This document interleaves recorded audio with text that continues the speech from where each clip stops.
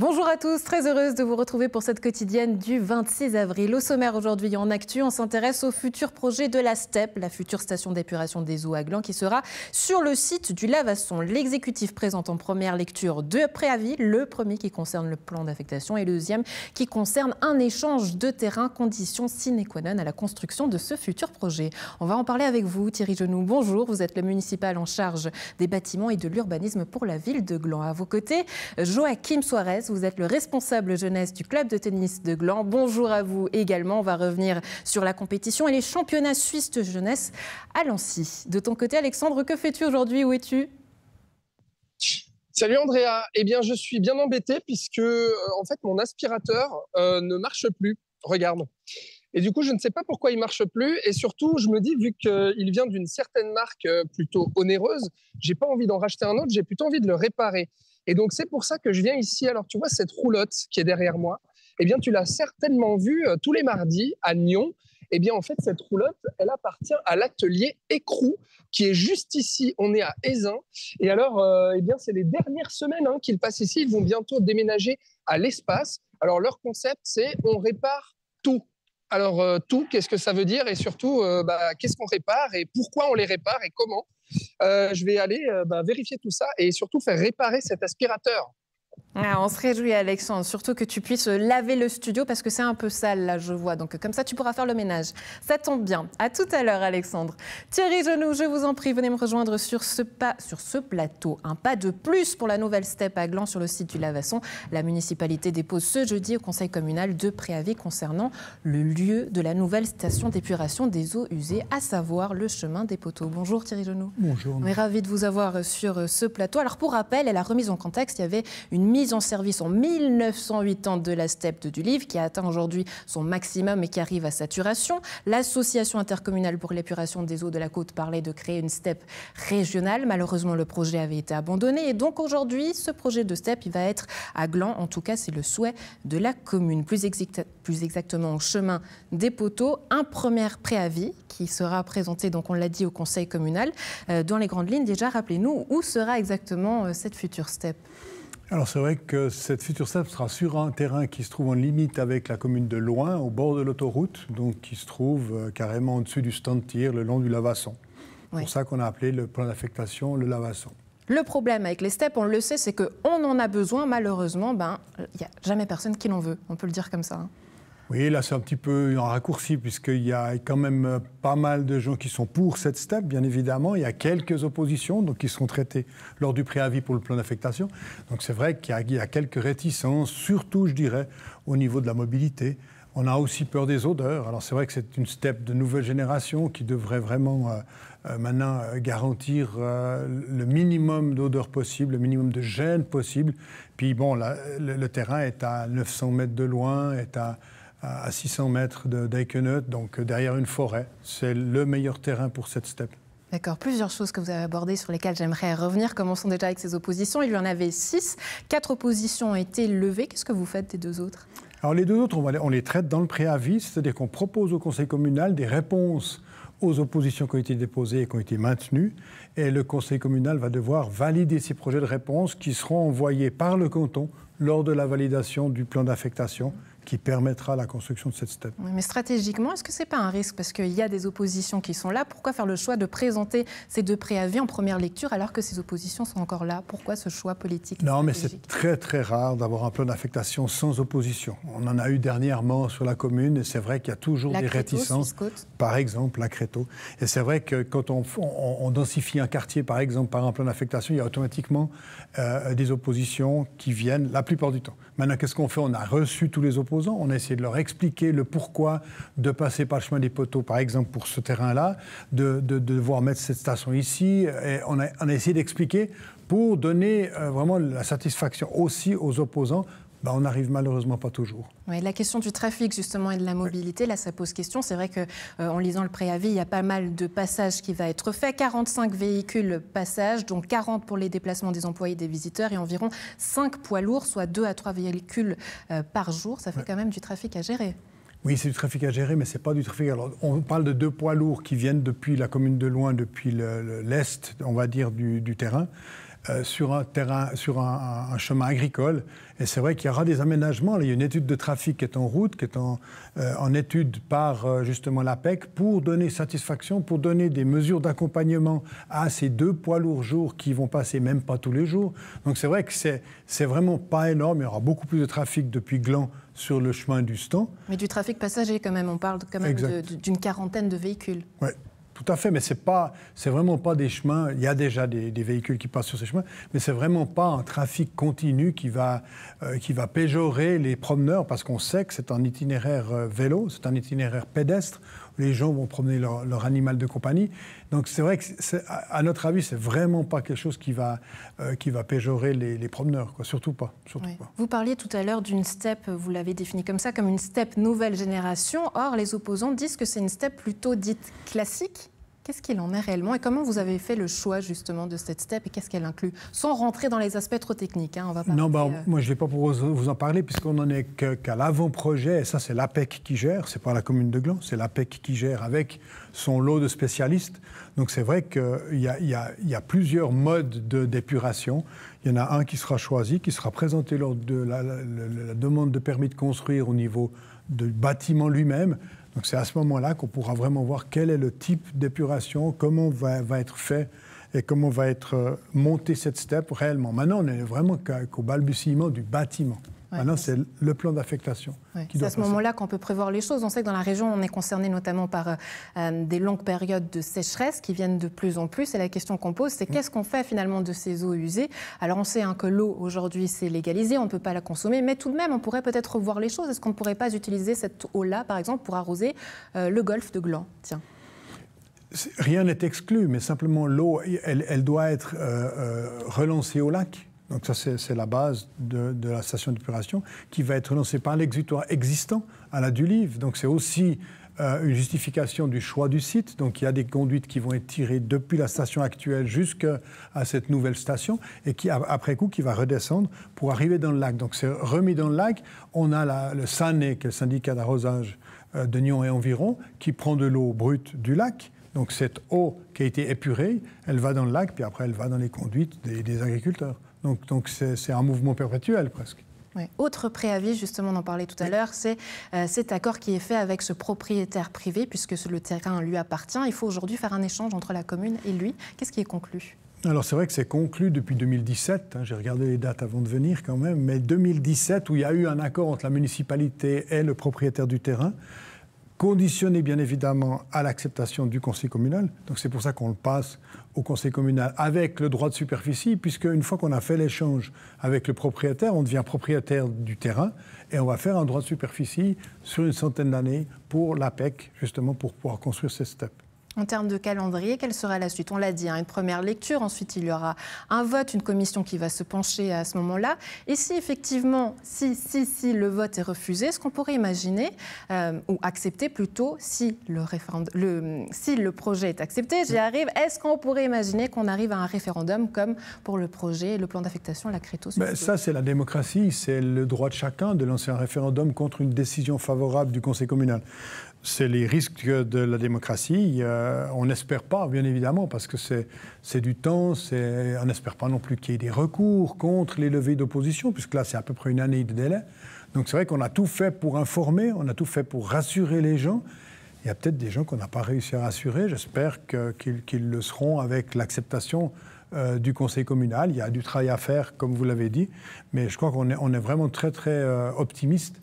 Et on pense que le 15 juin, sauf erreur, jeudi 15 juin, le conseil communal va valider ce plan d'affectation et ce droit de superficie et l'échange. Très bien. Donc si on tient compte de tout ça, l'objectif, la pose de la première pierre pour cette steppe, c'est prévu pour quand? Dans 2 ans? Alors, si possible avant, bien évidemment, ça c'est l'APEC qui devrait vous répondre, mais c'est vrai qu'on espère avoir le plan en début d'année prochaine pour l'enquête publique, si tout va bien.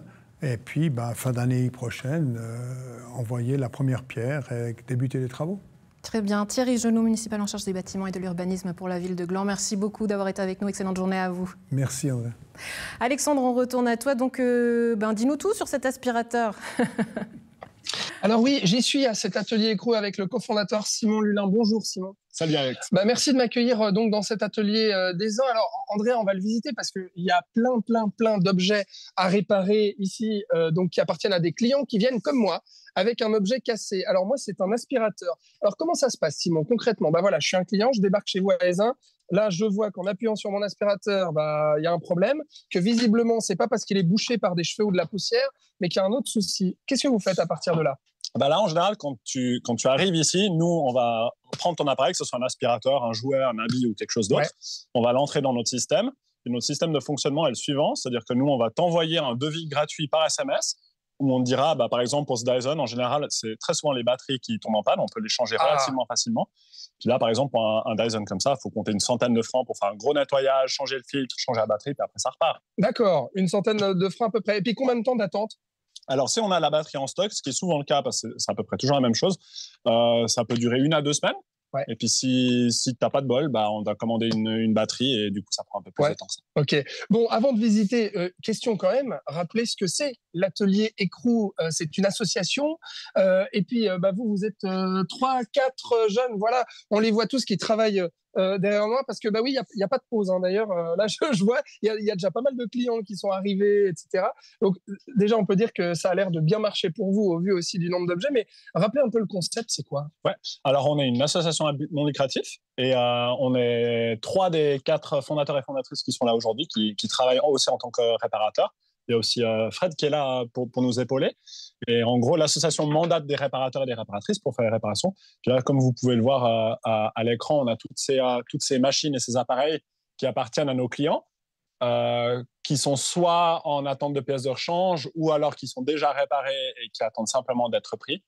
Et là, c'est une partie de ce qu'on a ici. Il y a un peu des rangements partout. Ouais. Puis on est un petit peu à l'étroit, donc on se réjouit de déménager. OK. Ah oui, voilà. Vous allez justement déménager à l'espace. Ça veut dire quoi? Ça veut dire un espace plus grand? Exactement. On va tripler la surface de l'atelier. Ah oui, quand même. Et puis ça va nous permettre aussi de faire un peu plus d'événementiel, en guillemets, des tables rondes, de la sensibilisation, de la formation et toutes ces choses-là. Et d'être plus proche de Nyon aussi? Exactement. D'accord, très bien. Bon, alors Simon, je vais juste tourner la caméra. Voilà. Parce que moi, j'ai envie de voir qu'est-ce qu'on répare en fait ici. Alors là, d'accord, des aspirateurs. OK, je vois des machines à café. Quoi d'autre? Alors, on a aussi toutes les machines à coudre qui sont cachées un peu là-bas dessous. Donc, on est assez spécialisé dans les machines à coudre parce que les fabricants ne réparent plus les anciennes machines. Donc, nous, on se retrouve avec toutes les anciennes machines. D'accord. C'est quelque chose dans lequel on s'est un peu spécialisé. Énormément d'aspirateurs. Et puis là, c'est un peu que tous les petits objets. Les gros objets, on les a au dépôt. On ne peut malheureusement pas vous les montrer. Mais on a des tondeuses à gazon électriques, on a des fauteuils. OK. On a beaucoup de nettoyeurs à haute pression comme des Karcher. D'accord. Là, on voit bonjour Martin, voilà, qui est un des cofondateurs aussi qui répare une machine à café. Bonjour Fred. Notre mécanicien de précision qui travaille sur un Karcher actuellement. Ah ouais. Et puis là, on s'est rendu compte qu'il y avait un problème de faux contact sur l'alimentation. D'accord. Donc, tous ces gros appareils-là, on les a au dépôt. On ne peut pas vous les montrer. On a aussi énormément de trottinettes électriques. Donc, à chaque fois que les gens les font tomber ou qu'elles prennent la pluie, il y a des pannes. Aussi, les changements de pneus. On s'est un peu spécialisé dans les changements de pneus de trottinettes parce que c'est quelque chose de très compliqué. Ouais. Et du coup, on s'est outillé pour faire ça. On a une imprimante 3D qui est là en veille actuellement. Et même un lustre, là. Exactement. OK. Mais alors, moi, la question que j'ai envie de vous poser, c'est qu'est-ce que vous avez comme formation pour réparer des objets? Alors, personnellement, on a tous un peu des formations différentes. Personnellement, moi, je fais de l'entretien et de la mise en service de machines industrielles. D'accord. Donc, je suis déjà dans le domaine de l'électronique et tout ça. Donc, c'est un peu ça qui m'a donné les bases. Et vu que ça fait bientôt une quinzaine d'années que je fais ça, en fait, j'ai un peu appris sur le tas pour me spécialiser pour des plus petites machines. Et du coup, c'est ça qui nous permet d'aller de l'avant. D'accord. OK. Et puis alors, vous dites on répare tout, mais il y a bien quand même des objets qu'on ne répare pas chez vous. Ouais, c'est exact. Alors, il y a les frigos qu'on ne répare pas pour des questions techniques, c'est-à-dire qu'il faut un système pour mettre du gaz dedans, c'est très compliqué, il faut des licences de frigoriste et tout ça, on ne le fait pas. Ouais. Les imprimantes, on peut vous les réparer, mais ça va vous coûter des milliers de francs, donc autant vous dire qu'on ne va pas vous les réparer parce que ça sera trop cher, elles sont vraiment faites pour ne pas être réparées. Et actuellement, vraiment ces jours, il y a les télévisions qu'on ne répare plus, malgré le fait qu'il y en ait plusieurs ici. Parce qu'on manque de place, en fait. Donc, on a arrêté de prendre des télévisions et les objets vraiment très, très encombrants. On recommencera à les prendre une fois qu'on aura déménagé cet automne. OK, très bien. Bon, alors là, il y a tout un tas d'objets, effectivement. Alors, on va voir quand même pour mon aspirateur. Qu'est-ce qu'on va faire pour mon aspirateur? On va demander à Martin s'il peut pas jeter un petit coup d'œil dessus. Ah, je suis sûr que oui. Donc, moi, j'ai spéculé sur le fait que c'était prends la batterie. Martin, je te donne cet aspirateur. D'accord. Ou peut-être tu peux travailler ici, avec un petit tournevis plat, pH 1. D'accord. Et donc là, Martin, il va voir si c'est la batterie qui ne fonctionne plus. Ouais, ou pas, en fait. Exactement. Voilà, ça, on ne sait pas. Bon alors, Martin, vous en réparez combien d'aspirateurs par jour? Par jour, je sais pas, mais on va dire 3, quoi. Oui, d'accord. Ok. Non, parce qu'effectivement, les aspirateurs, ça a l'air d'être vraiment la pièce maîtresse. D'ailleurs, Simon, je vous ai pas posé la question. Il y a combien d'objets que vous réparez là? Combien il y a d'objets en stock ou... Ouais, en stock. En stock, il y en a environ 300. Ok. 300, donc il y a un roulement de 300 objets qui sont en permanence ici. Puis par semaine, il y en a 70 qui repartent et 70 qui reviennent. Donc il y a un roulement de 70 objets par semaine. Ce qui fait qu'il y a grosso modo, il y a des objets qui restent très longtemps parce que les pièces de rechange sont très difficiles à retrouver. Et est-ce que vous faites de la vente d'occasion aussi? Malheureusement, pas encore. C'est quelque chose qu'on pourra faire une fois qu'on aura déménagé, on aura des locaux plus grands. Et du coup, on se permettra de réparer certains objets et de pouvoir les donner ou les vendre. Donc, c'est-à-dire des gens comme moi qui aimeraient peut-être en fait, se séparer carrément de leur aspirateur et qui diraient voilà, je vous donne mon aspirateur, exactement, puis ouais. vous pouvez le réparer puis le vendre à quelqu'un d'autre. Exactement. Ouais. D'accord. Ok, bon, on va justement, je crois que mon aspirateur Andrea est en pleine opération. Je vais te laisser parler de ping-pong et puis ensuite, on revient ici et puis j'espère que mon aspirateur sera réparé voilà, par toute cette chouette équipe de l'écrou à Aisin. J'espère que cet aspirateur va rugir.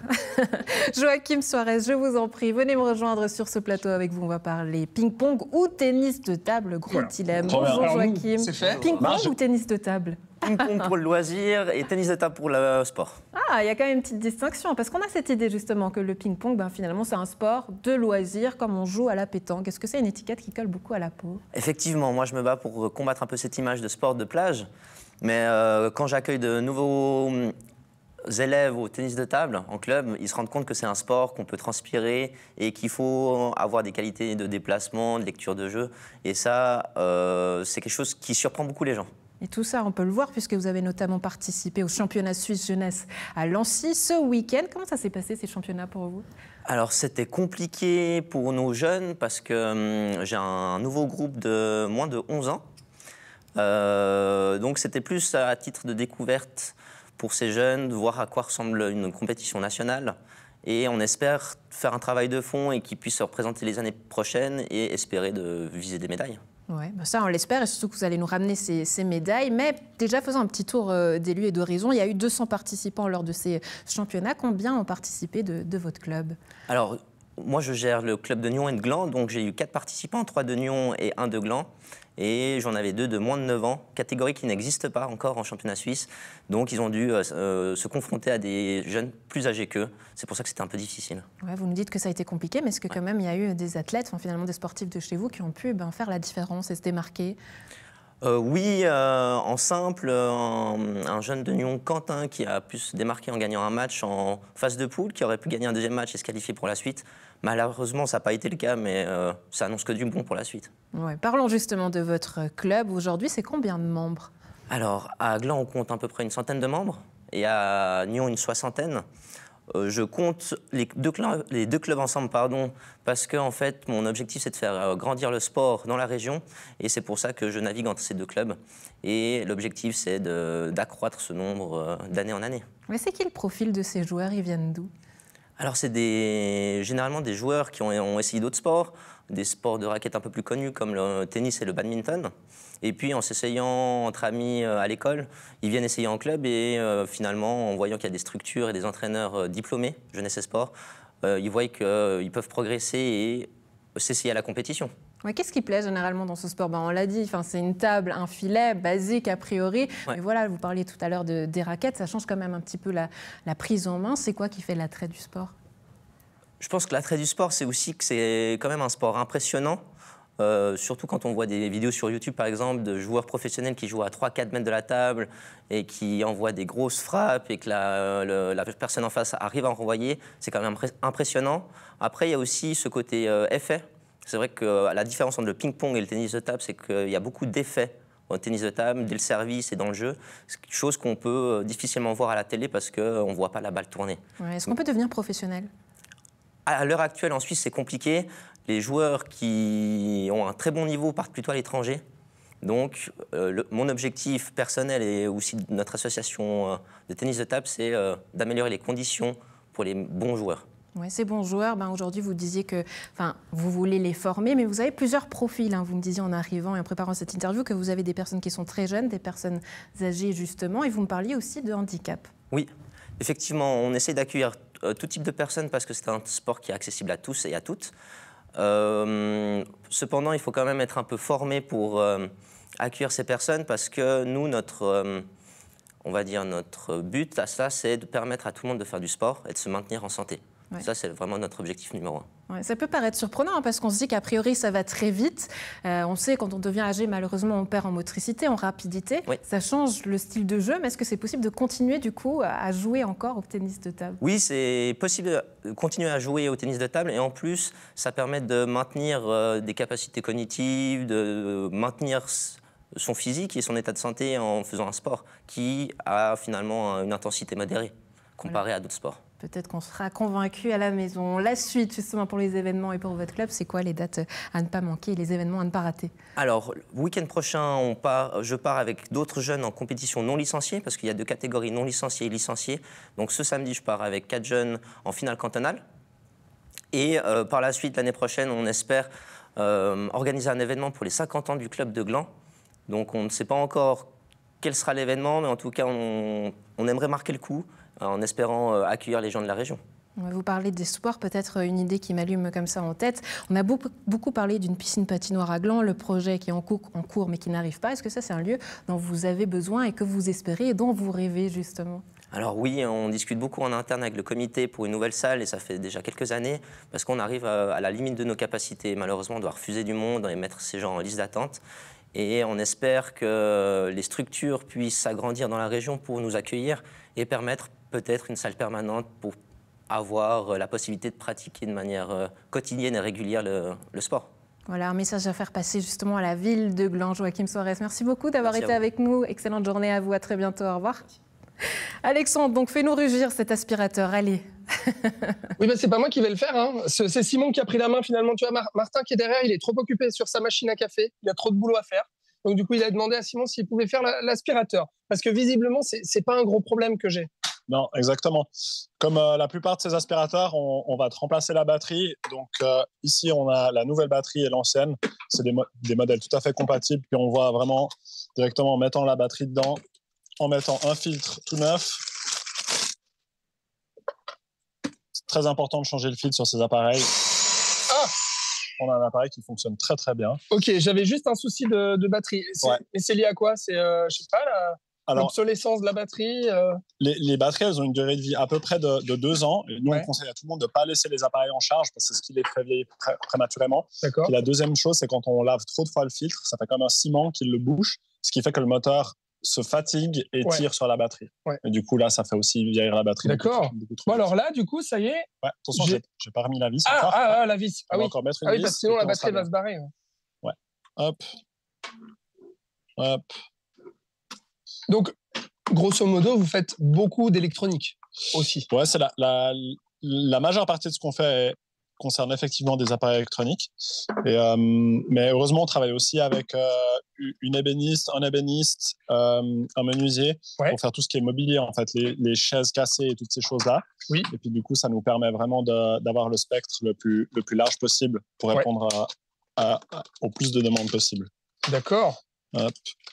On y est presque. On y est presque sur cet aspirateur. Là. Un Dyson qui fonctionne. Et ben voilà. Tip-top. Magnifique. Et je me disais, Simon, alors merci déjà pour mon aspirateur. Je vais le prendre. Alors là, ça m'a coûté combien? Là, ça t'a coûté 100 francs tout rond. Et ben voilà, 100 francs tout rond pour faire remarcher la batterie. Parce que oui, il a fallu la changer et puis en prendre une nouvelle. La dernière question que je vais poser quand même, c'est quoi l'objet le plus insolite que vous ayez réparé à l'écrou? Je pense que c'est une torche olympique. Une torche olympique? Ouais. Non, mais c'est-à-dire que c'est le comité d'organisation des JO qui vous a amené la torche olympique? Alors, il n'y a pas qu'une torche olympique. En fait, il y a plein de torches et il se passe la flamme. D'accord. Mais du coup, quand ils font les passations de flamme, chaque coureur a sa torche. Et du coup, il y avait une torche en panne. Ah, il y avait une torche en panne et donc ils sont venus à l'écrou pour changer. Exactement. Ah bah magnifique. Et bah merci et merci à toute l'équipe de l'écrou, voilà, qui sont là. Merci à vous et puis j'ai envie de dire bon déménagement. Alors on précise quand même, vous serez avec la roulotte à Nyon encore tous les mardis jusqu'à cet été. Jusqu'à la fin du mois de mai. Jusqu'à la fin du mois de mai. À la fin du mois de mai, on sera plus à Nyon, on sera ici jusqu'à début juillet. Ouais. Puis ensuite, on va profiter du mois de juillet, août et septembre pour faire vraiment le déplacement. Et puis on ouvrira début septembre à l'espace. Si tout se passe bien. Et ben bon déménagement. Merci Simon. Et puis voilà, moi je repars avec un aspirateur tout neuf, Andrea. Bonne journée alors. Magnifique, bonne journée. Allez, va aspirer, va faire le ménage. Allez, ciao Alexandre. Du balai. À la maison, un plaisir d'avoir été en votre compagnie. Bonne suite de programme. À lundi.